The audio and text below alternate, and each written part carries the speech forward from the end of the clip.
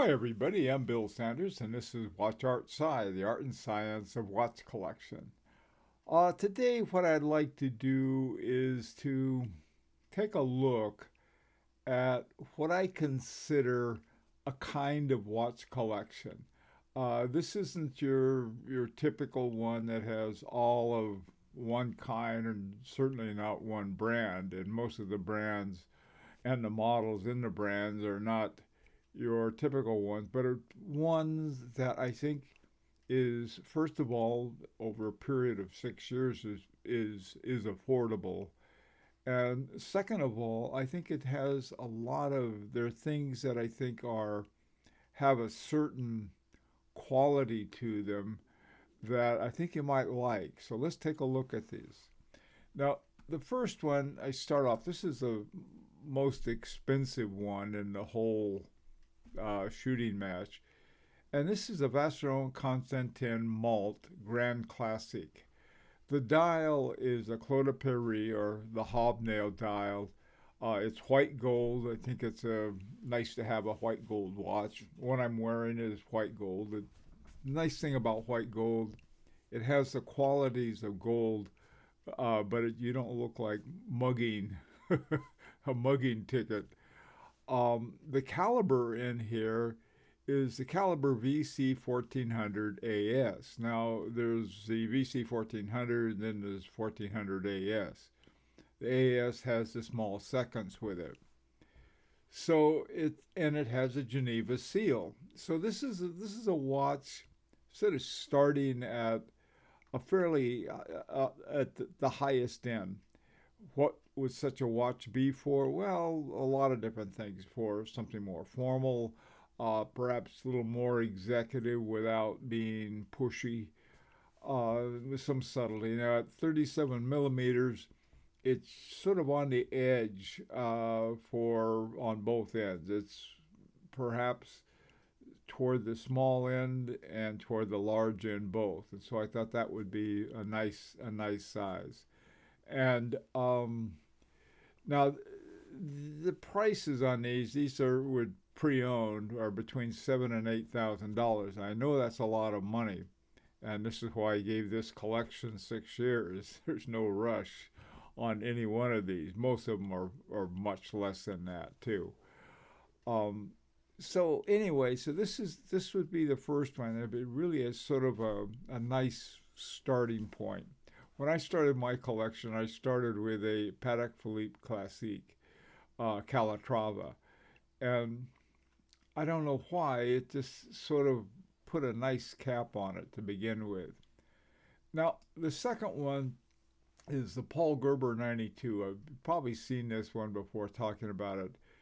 I think another thing that every collection needs to have is something by one of the top independent watchmakers.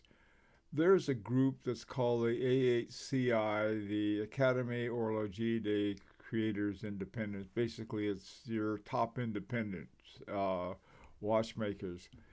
Paul Gruber, the caliber model 42 Synchron, the movement itself has a base of an ETA 2824, but by the time that Gruber gets finished with it, it's very much of a Model 42 and not so much as a ETA caliber 2824. What he does, he has three gold rotors. Instead of having one gold rotor, he put in three smaller ones, and so the movement, your movement while you're moving, your old rotor is working away, and he's got three different ones going, and the horology or the workmanship and talent that went into how you get all three of them to wind the same barrel is really something. Now, so this would be one watch. It's titanium 42 millimeters. It's getting a little big there, but I think it's something a lot of people could handle.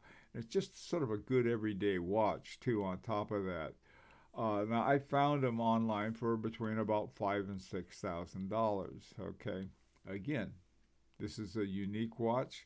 Uh, and again, you got 6 years on these things. That's how come I spread it out. Okay, the next one is one of my favorite watchmakers, and this is Richard and Marie Harboring 2 Smart Felix ZM. This is a very cool watch. I like this. Now, I'm not a fan of chronographs, but I understand that most people want a chronograph in their collection. And to me, this is a great chronograph, primarily because it doesn't blind you to the entire rest of the watch. I mean, most of the time, if you got a chronograph, unless you have a very specific kind of work, you're not going to use it very much. And that being the case, most of the time your watch is going to be used for telling the time. And so that's why it's important, I think, to have one that's not cluttered with all these little subdials. This one's got one subdial at 9 o'clock, but other than that, it's clean as a whistle. It's got the elapsed minutes and elapsed seconds for the chronograph on the central axis, and so the you have hands in the main part of the watch that are going to start and stop for your chronograph action. Flip it over on the back, and you can see the work that Richard and Marie Harboring have done on it. Really beautiful work. There are some structures like the ETA 7750 as on the chronograph side, but they worked it over so much, probably it doesn't look a lot like it. This one is 38.5 millimeters, which is right in the sweet spot, I think, of a lot of people. Not too big, not too small. It's sort of the Goldilocks range of sizes. Now, this next one is another favorite of mine. And part of a collection, I think it's good to have a GMT. This GMT is a little more than that. It's set up almost as like a world timer, but not quite. Along the bottom of the watch arm, between about 5 and 7 o'clock, you have this little window, and in the window it can be set to different cities. There's also just a 12-hour in the center. Well, let's see, right just below the center, above the 6 o'clock, there's another little subdial that's used. You can set for the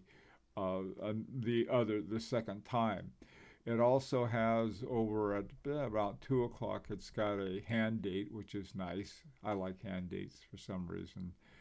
And then it has a power reserve indicator, which is extremely nice to have. So, especially if you're traveling, you can check not only to see what time it is, but make sure you've got enough power going on the thing to get where you're going. Caliber 939 AA.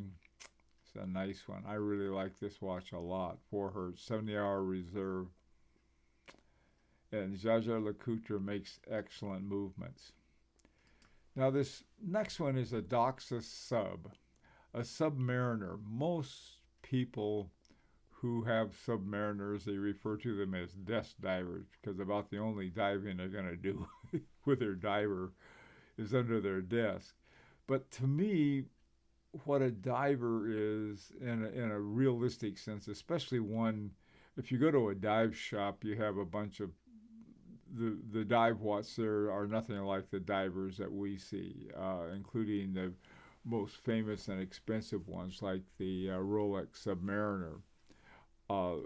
This is a more of like do anything. You throw it on, you want to go to the pool, you don't have to worry about it because it'll go down 656 feet, 200 meters. It's not for serious scuba diving, but it's it can be used for that. But more than that, it can be just sort of going out like almost like a field watch, just going out and do anything with it, and you don't have to worry about it. They have both come with a rubber strap as well as a stainless steel, with a steel one.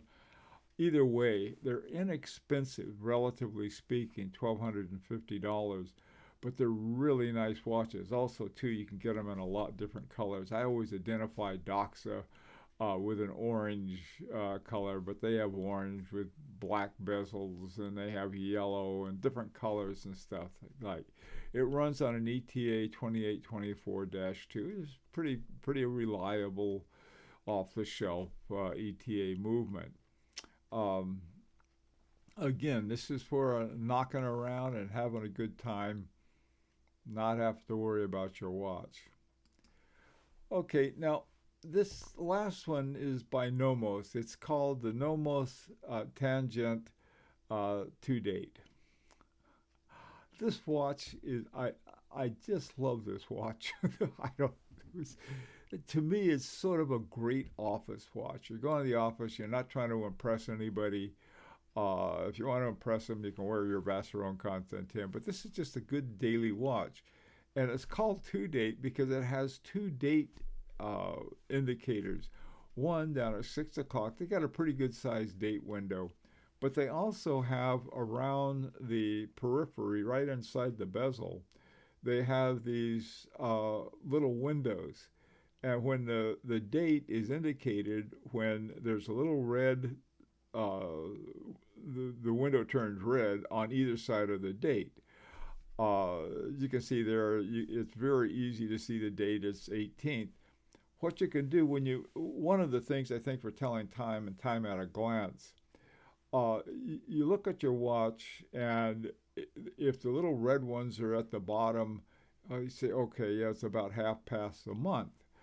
If they're over at 9 o'clock, it's about 2/3 of the month is gone, and so forth. But it's just one of those things you can glance at it, and it's just sort of, I don't know, to me it was just very ingenious and sort of a neat thing. The movement is a DUW 4601, which is one of the Nomos manufactured ones. It has what they call their Nomos swing system, which I've never been able to figure out exactly what the swing system does, but it's a nice, it seems to be a nice system that they work with a balance wheel and so forth. Neat watch, $3,410. Okie doke. Well, listen, those are my 6 for the Eclectic Frugal collector. These are not the other ones, starting around 10 and going up to $100,000 are great in collections, but most people can't afford them. But I figured over 6 years, just about anybody could afford a collection like this. Be very interested to hear what you think. This is an opportunity to subscribe if you like. And until next time, this is Bill Sanders for Wach Art Sci, the art and science of watch collection.